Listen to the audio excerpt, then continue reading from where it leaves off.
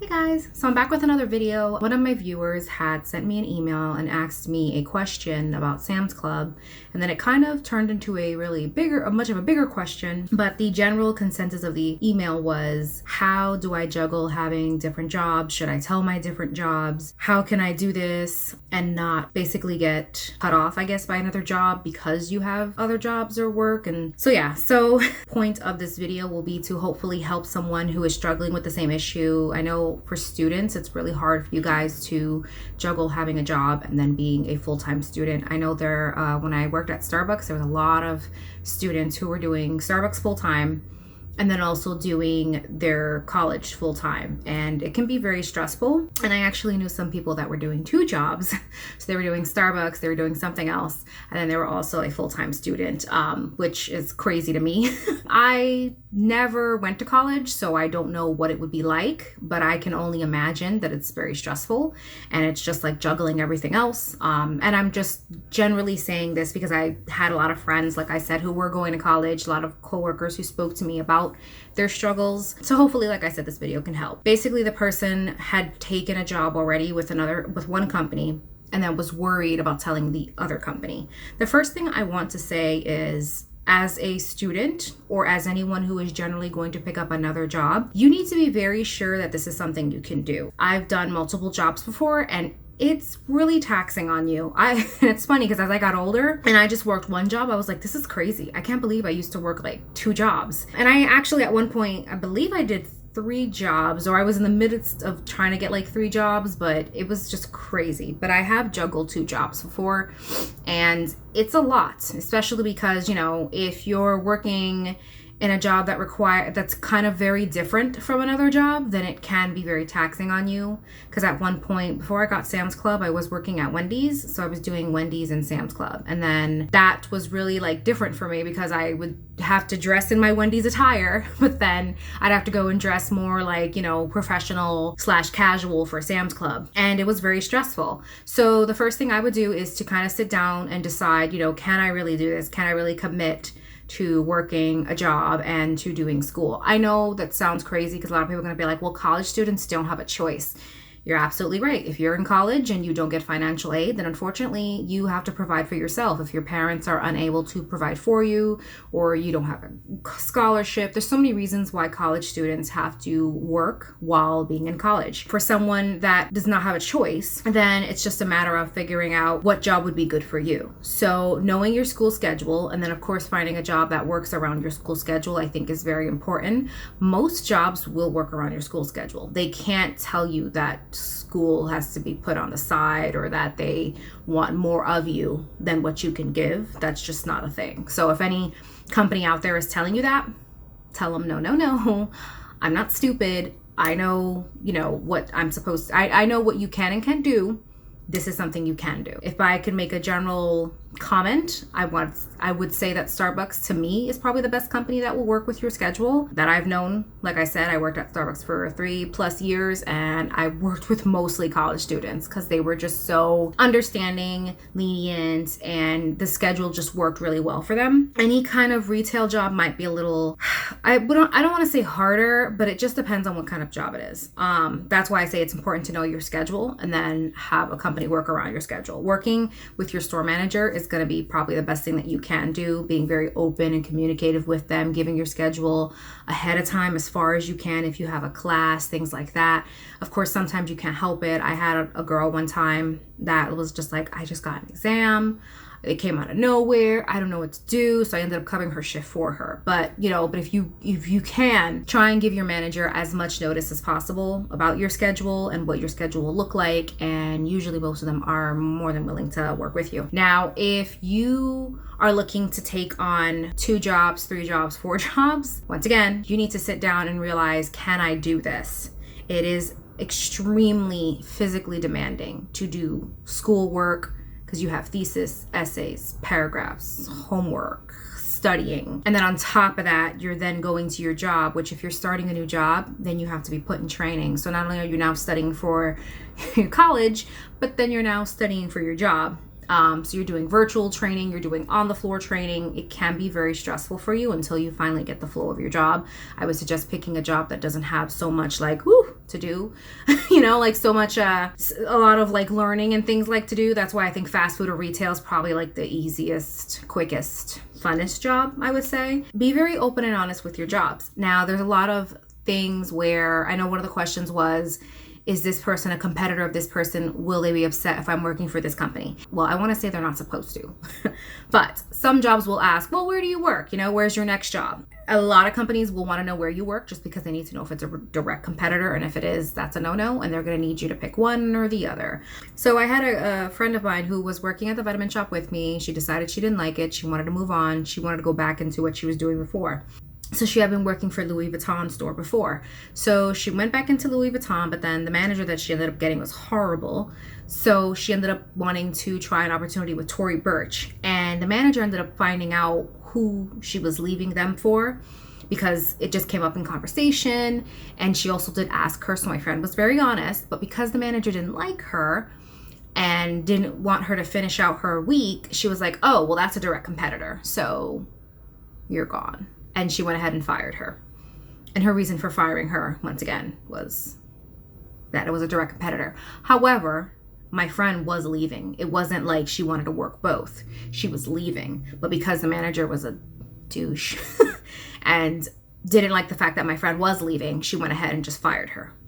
And she used it as it's a competitor. Which that doesn't really have anything to do with the point is try not to choose a direct competitor. So like, for instance, if you're going to work two jobs, I would say do fast food retail, just to kind of be like different. Did you see that? Jeez, I could fly with these. Anyways, I would just try to choose what's the easiest for you and to just be open and to be very open with yourself and say, what can I do? Because the person that emailed me, they were very just concerned. They had so many things that they were trying to pay off. They had a lot of things they were trying to do. I get it, but you don't want to overload yourself because then you just end up disappointing everybody when you can't go, when your body just shuts down and you can't do anything. So you don't want to put yourself in that position. So I think, kind of sit down with yourself and say, okay. I can do this job. I can do this. I don't think I could do this. And then there are other ways that you can make money.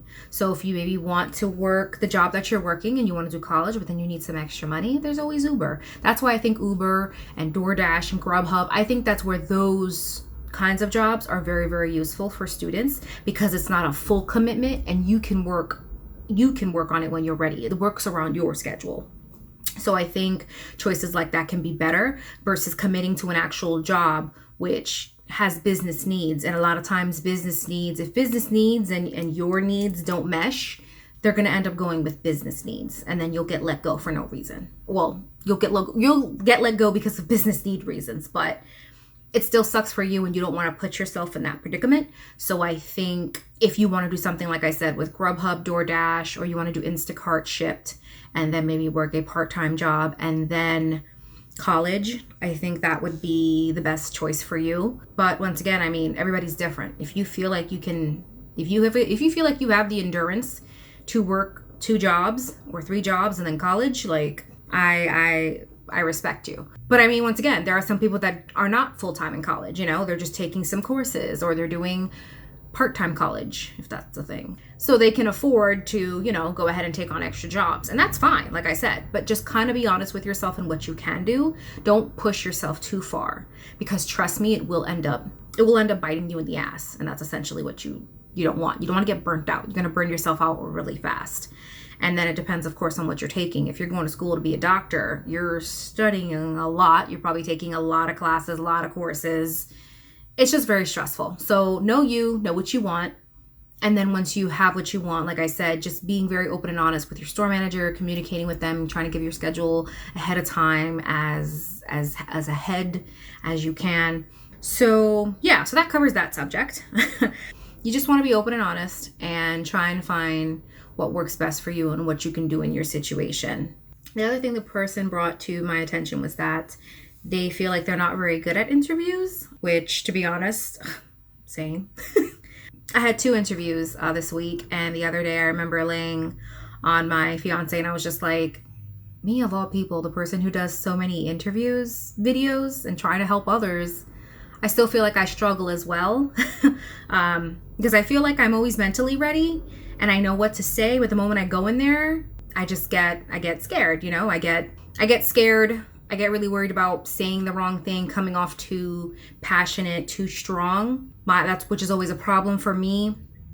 Sometimes the way that I talk, and when I talk about things, I can come off what seems aggressive to a lot of people, but it's just that I'm very passionate about what I'm talking about. And, you know, if I think I'm really good for a job, then that comes off too as very like, and that can be very scary for a lot of employers, because then they think, oh, it's just kind of borderline crazy.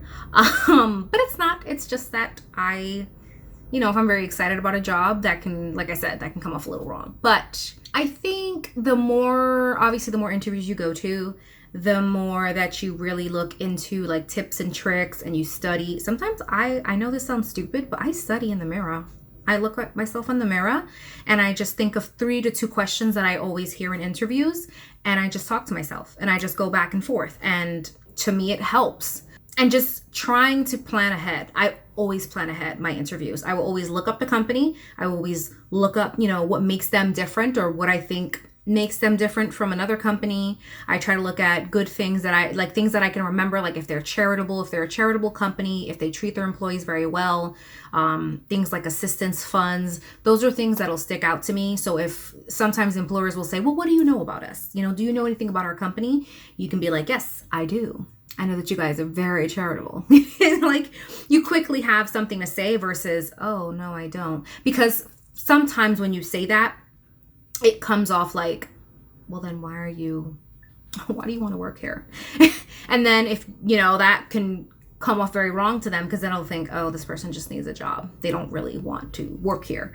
And essentially, you should want to work at a place where you like going. Like, to me, and this is just me, I know a lot of times people may think they don't have a choice, but honestly, I think it's worth the effort of trying to find a job where you generally want to be. If there's a store that you really like going to, there's a place you like to shop, I really think it's much better if you actually want to go and work, to try and work for those places, because you already have an interest, a passion for it. You go there all the time, you shop there, and essentially it'll be very easy for you to get that interview because they see that excitement, or about the products before them having to tell you. And it's just a lot easier for you to integrate into that job because, once again, you care about it, you've been there, the reward system, if they have a reward system, things like that can really help you and give you an edge up when you're going for an interview. Oh, and then back to, like I said before, writing questions. I always try to write questions that I think employers are going to ask me because I've been to so many. So I try to remember baseline questions. Like, why do you want to work for our company? What do you think makes our, what do you know about our company? Do you know anything about our company? Why do you want to work for our company? Tell me about yourself. Like, I had another person say that. Tell me about yourself. And I was like, okay, what do you want to know? Do you want to know personal? Do you want to know experience? And she was like, okay, give me some personal. And then when I give a personal, then she was like, okay, well, give me some experience. And I was like, all right, I'll walk you through my timeline. So, be specific as possible. Don't be afraid to ask questions back because you're interviewing them too. You want to know about them too. Most likely the person who's interviewing you is going to be your boss. So you want to know them too. You want to have a good connection with them. And the only way you're going to do that is if you open up to them the same way they're opening up to you. It's not a typical dialogue where they say something, you say something, like a general conversation. Usually at the end of the interview, they'll say, okay, do you have any questions for me? What do you want to know? Sometimes it can be that way. Sometimes I've literally had conversations with an interviewer where it's like, she gave me a question, I gave her a question, things like that. Or sometimes I'll even interrupt them because I don't want to forget. So I'd be like, I'm sorry, I don't want to forget my question. I do have a question regarding this. And they're usually like, oh yeah, sure. So just keeping those little things in mind and trying to really open up and have a general conversation with this person. So it allows you to kind of be like, okay, they're a person just like me. And it helps, trust me. They want to see your personality. They want to see who you are. And if you're too busy worried about making a mistake, or you're worried about how they're judging you, that's all they're going to see. They're not going to see a personality in front of them. They're just going to see a person who's very scared and talk. Or when you answer, you're just like, like the nervous laugh. They're going to be like, oh boy, which once again, and then it depends on what you're going for. For me, I'm always when I go into interviews, I'm usually going for a management position. So I got to act like a manager. Like I got to act like I can do the job that I'm going for, which is very difficult because a lot of times I struggle with whether or not I'm what they're looking for, because I've just been rejected so much as far as trying to move up and trying to grow with companies, and I've had very bad experience. So I always think that I'm just too much and that companies aren't looking for me. And that's where I kind of mess with myself. So when I go in there, a lot of times I'm scared to like show this. I'm scared to show this person, and I'm always showing them, yeah, no, I can definitely do that job. Yes, I'm very comfortable with doing that. Versus when I want to say, yes, I'm extremely comfortable doing that. I can totally do that. Yes, I'm efficient in this. I'm efficient in that. Like that kind of energy is what I need to show. But instead, I end up showing, yeah, I can do that. Which comes off very like, can you or can you not? Like it's a simple question, but see, understanding that and getting comfortable with representing yourself, because that's what you're doing. When you go to an interview, you're representing yourself and trying to show them why you're the perfect choice. What makes you different? Why should they pick you over, Sally, Tim, or Jim? Like the best names I could think of. So just practicing with yourself, I would say that is the best method for learning how to interview. All right, so that about wraps up the video. I know the lighting looks super different. I had to stop the video and make dinner, and my sister called me and interrupted me. Anyways, I know the lighting looks different. It's just gonna be like a weird flash when I edit it, but anyways. So I hope that this video answers any of the questions that my viewer had asked me. If there's something I didn't answer, then of course you're always welcome to email me again. If anyone has any questions that you think I might be able to help you with, I would love to hear from you. I'll leave my email down below so that you can email me anything you think I can help you with, and of course I will go ahead and respond in a video format, since I think that's the best way for me to really get my advice out. And it usually ends up being pretty long. It's not really something I can just give you quick advice on, but anyways. Thank you guys so much for watching this video. I hope that it helps you to find the perfect job just right for you. And of course, I'll see you guys on the next one. Bye.